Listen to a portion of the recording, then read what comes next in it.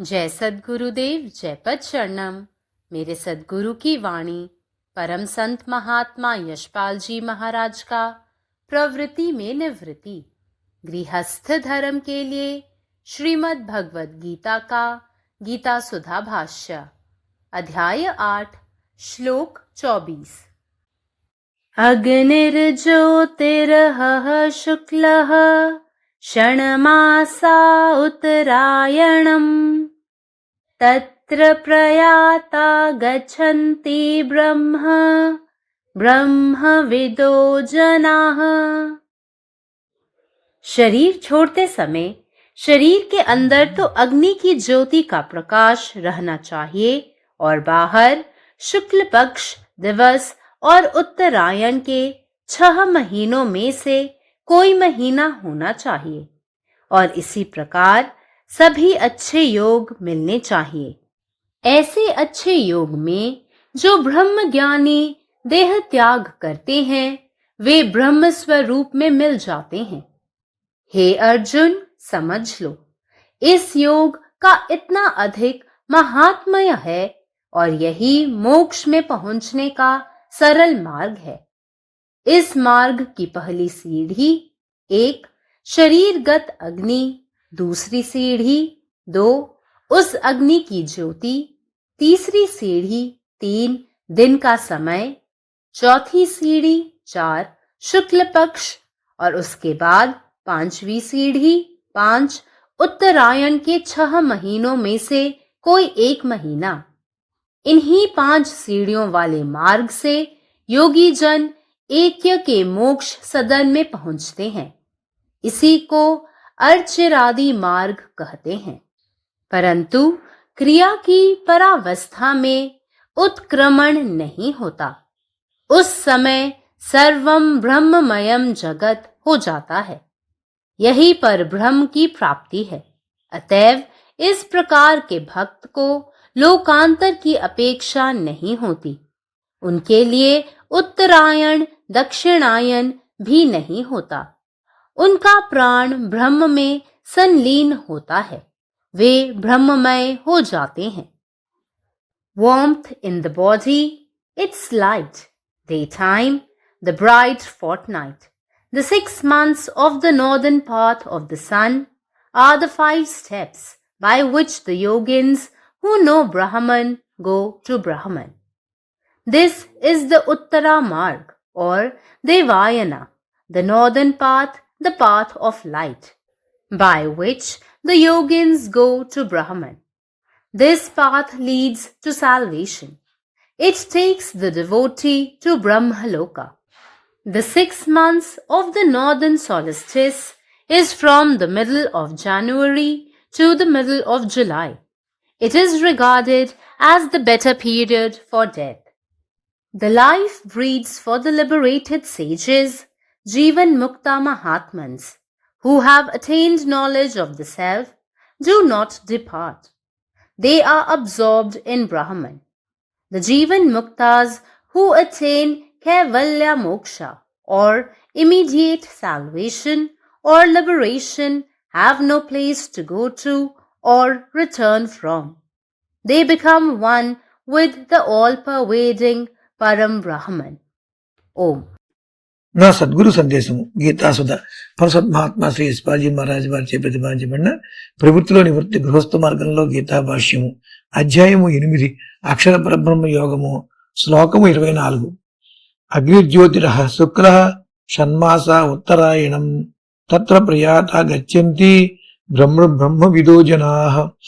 శరీరం విడిచే సమయంలో శరీరం లోపల అగ్నిజ్యోతి యొక్క ప్రకాశం ఉండవలసి ఉన్నది మరియు బయట శుక్లపక్షము పగటి సమయము మరియు ఉత్తరాయణంలోని 6 నెలల్లోని ఏదో ఒక నెల అయి ఉండాలి.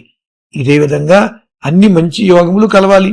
అటువంటి మంచి యోగములందు ఏ బ్రహ్మజ్ఞానులు దేహత్యాగం చేయునో వారు బ్రహ్మస్వరూపంలో కలిసిపోతారు. ఓ అర్జున, ఈ యోగము ఎంతో మహత్వము కలదనియు ఇదే మోక్షమునకు చేర్చే సరళ మార్గమనియు అర్థం చేసుకో. ఈ మార్గమందలి ప్రథమ మెట్టు శరీరంలో ఉన్న అగ్ని, రెండో మెట్టు ఆ అగ్ని యొక్క జ్యోతి, మూడో మెట్టు పగటి సమయము, 4వ మెట్టు శుక్లపక్షము, తర్వాత 5వ మెట్టు ఉత్తరాయణంలోని 6 నెలల్లో ఏదో ఒక నెల ఈ 5 మెట్లు గల మార్గం నుండే యోగులు ఎకాయికి మోక్ష సదనమును చేరుకుంటారు. దీనినే అర్చితాది మార్గం అని అంటారు. అయితే సాధన యొక్క ఈ ఔన్నత్య స్థితిలో తిరోగమనం అనేది ఉండదు. ఆ సమయము సర్వం బ్రహ్మమయ జగత్తు, సృష్టి అంతా బ్రహ్మమయం అవుతుంది. ఇదే పరబ్రహ్మ ప్రాప్తి.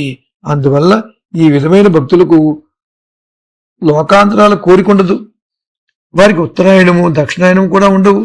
వారి ప్రాణములు బ్రహ్మలో పూర్తిగా లీనమైపోతాయి. వారు బ్రహ్మమయులైపోతారు. పరమాత్మ నీవే ఉన్నావు, నీ ఇష్టమే నెరవేరాలి. జై సద్గురుదేవ్, జై ప్రసరణం. സദ്ഗുരുവിന്റെ സന്ദേശം. അധ്യായം 8, ശ്ലോകം 24. അഗ്നിർജ്യോതിരഃ ശുക്ല ഷണ്മാനസാ ഉത്തരായണം തത്ര പ്രയാതാ ഗച്ഛന്തി ബ്രഹ്മവിദോ ജനാ. അതായത് ശരീരം വെടിയുന്ന സമയത്ത് ശരീരത്തിനകത്ത് ജീവശക്തി അഗ്നിയുടെ പ്രകാശം നിലനിൽക്കുകയും പുറത്ത് പകൽ സമയം വെളുത്ത പക്ഷം അഥവായത് ശുക്ലപക്ഷത്തിൽ ഉത്തരായണത്തിലെ 6 മാസങ്ങളിൽ ഒന്നായ സമയം എന്നിവയൊക്കെയും അനുയോജ്യവുമായി വന്നാൽ അത്തരം അനുകൂല യോഗത്തിൽ ശരീരം വെടിയുന്ന ബ്രഹ്മജ്ഞാനികൾ ബ്രഹ്മസ്വരൂപത്തിൽ ലയിക്കുന്നു. ഹേ അർജുന, ഈ മാർഗത്തിന് വളരെയധികം മഹത്വമുണ്ട്. മോക്ഷത്തിലേക്കുള്ള ലളിതമായ മാർഗമാണിത്. ഈ മാർഗത്തിലെ പടവുകൾ ഞാൻ നിനക്ക് മനസ്സിലാക്കി തരാം. 1. ശരീരത്തിലുള്ള അഗ്നി. 2.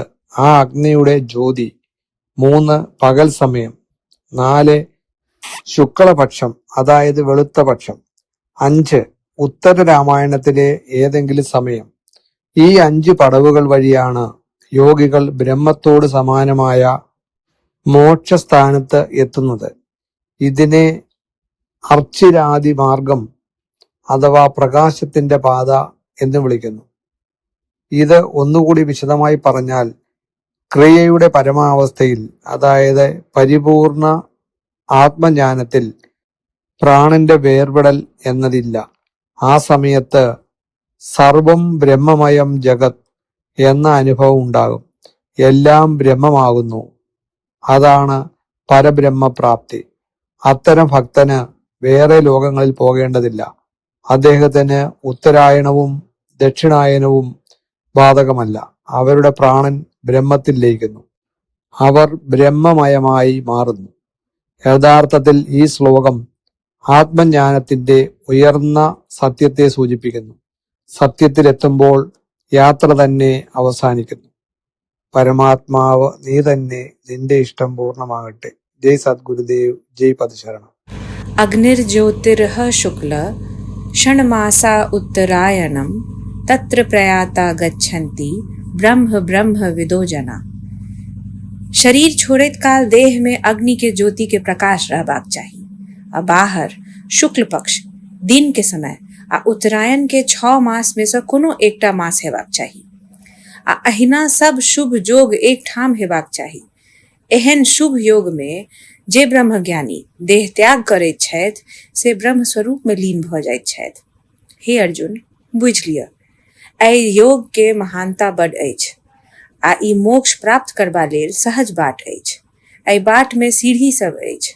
पहिल शरीरगत अग्नि, दोसर ओहि अग्नि के ज्योति, तेसर दिन के काल, चारिम शुक्ल पक्ष आ पांचम उत्तरायण के 6 मास में से कोनो एकटा मास.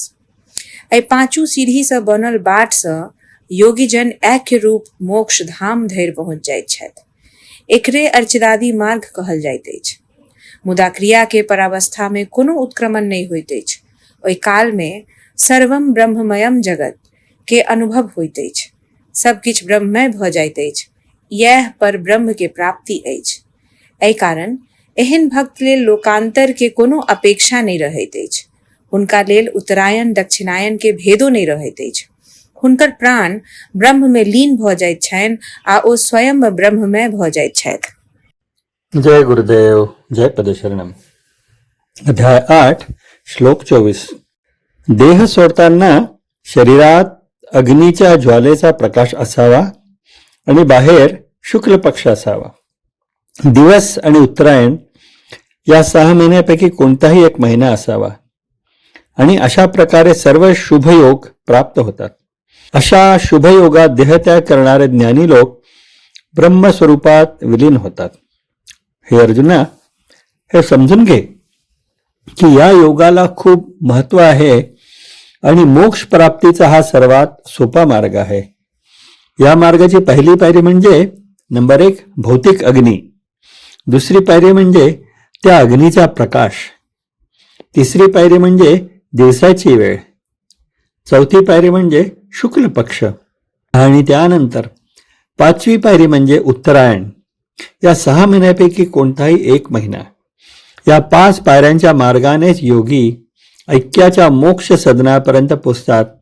याला अर्चिरादी मार्ग असे म्हणतात. परंतु कर्माच्या अंतिम टप्प्यात कोणताही उलटफेर होत नाही. त्यावेळी सर्व ब्रह्ममय जगत प्रकट होतो. ही परब्रह्माची प्राप्ती आहे. म्हणूनच अशा प्रकारचे भक्त लोकांतराची अपेक्षा करत नाही. त्यांच्याकरता उत्तरायण आणि दक्षिणायन सुद्धा नसते, कारण त्यांचा आत्मा ब्रह्मामध्ये विलीन झालेला असतो आणि ते ब्रह्मासारखेच असतात. शरीरातील उष्णता, त्याचा प्रकाश, दिवस, शुक्ल पक्ष, सूर्याच्या उत्तर मार्गाने 6 महिने या 5 पायऱ्या आहेत. ज्याप्रमाणे ब्रह्माचे ज्ञान असलेले योगी ब्रह्माकडे जातात. हा उत्तर मार्ग किंवा देवायन असे आहे. उत्तर मार्ग म्हणजे प्रकाशाचा मार्ग, ज्याद्वारे योगी ब्रह्माकडे जातो.